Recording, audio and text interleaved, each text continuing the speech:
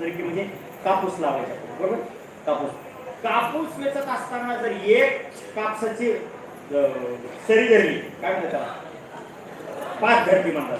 ते पाच धरली की दोघी जणी असतात, दोघी जणी जोडी जोडी, आणि ते काय करतात, मला दोघी पातीला लागतात.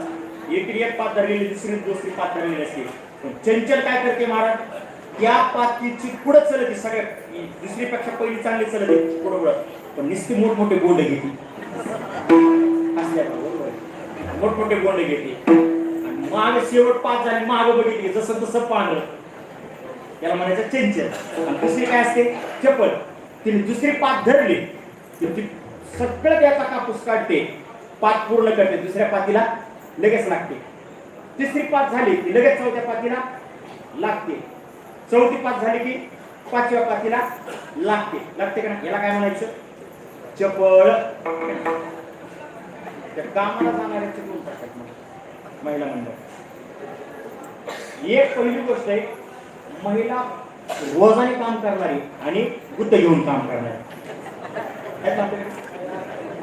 रोजाने काम करणारी, गुत्त घेऊन काम करणारी. रोजाने काम करणारीच बघा, किती लवकर उरकायचं म्हणलं तरी 11 वाजेपर्यंत उरकत नाही, असंच आहे. हो म्हणतात. आणि गुत्त घेणारे सकाळी 7 वाजता तो शेतात. खरं काय महाराज, रोजाने काम करणार गुत्त, रोजाने काम करण्याचं एक अजून आहे महाराज, तिला घडी घडीला तहान लागते.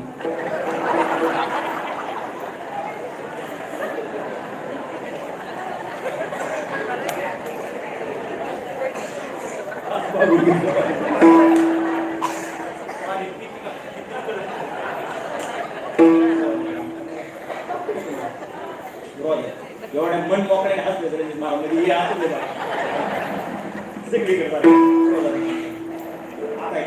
चंचलपणा वेगळा आणि चपळपणा. रोजाने काम करण्याकडे चंचलपणा आहे आणि गुत्त घेऊन काम करणारीकडे चपळपणा. महाराज सांगतात की मनाकडे दोन्ही गुण एका जणाकडेच आहे, पण हे चंचल आणि चपळ असणारं मन मात्र काय झालेलं आहे, देवा तुझ्या चरणाजवळ काय झालेले आहे, स्थिर झालेला आहे का.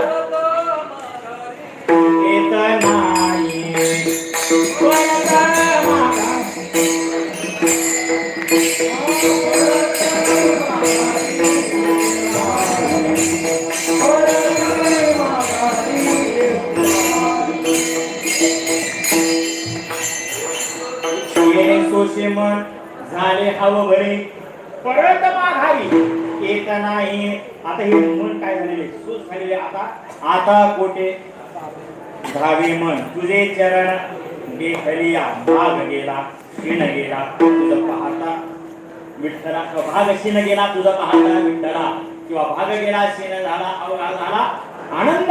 महाराज सांगतात आता हे मन लाचवले, लाचावले मन लागले से गोडी. आता तुझ्या चरणाकडे की तुझ्या रूपाकडे गोडी लागलेली. कशाप्रमाणे, मृग कशाप्रमाणे, परिमळाचे धाव भ्रमर ओढी, कैसे तुझे गोडे लागो माझा अभिटगे माय विटेना, अभिटगे माय विटेना. परिमळाची धाव भ्रमर ओढी, तैसे तुझी गोडी लागो माझा. देवा जसं त्या भुंग्याला परिमळाची धाव असते, त्या सुवासाची सुगंध घेण्याकरता तो धावून जातो, आणि धावून गेल्यानंतर चंद्रविकासिनी सूर्यविकासिनी कमळ असतं, पण ते चंद्र सूर्य मावळला ते काय होतं, मिळतं. त्याच्यामध्ये भुंगा जर सुवास घेण्याकरता गेला तर त्या कमळ विकासिनीमध्ये मरतो तो भुंगा, पण तो त्या भुंग्यातून बाहेर ये, त्या फुलातून बाहेर येऊ शकत नाही. का? कारण त्याला त्याच्याबद्दलची काय असते, आवड असते, गोडी असते. तसं महाराज तुझ्याबद्दल आमची गोडी निर्माण झालेली आहे. म्हणून लाचावले मन लागली से गोडी, ते जीवे न सोडी ऐसे झाले. आता माझी एकच विनंती, देवा तुला प्रार्थना करतोय, विनंती करतोय. आता झाली आज चतुर्दशी, उद्या काय कीर्तन नाही, उद्या सकाळच फक्त कीर्तन आहे. आता मी तुला मागणी करतो, देवा तुला प्रार्थना करतो, काय अभंगाचं शेवटचं चरण.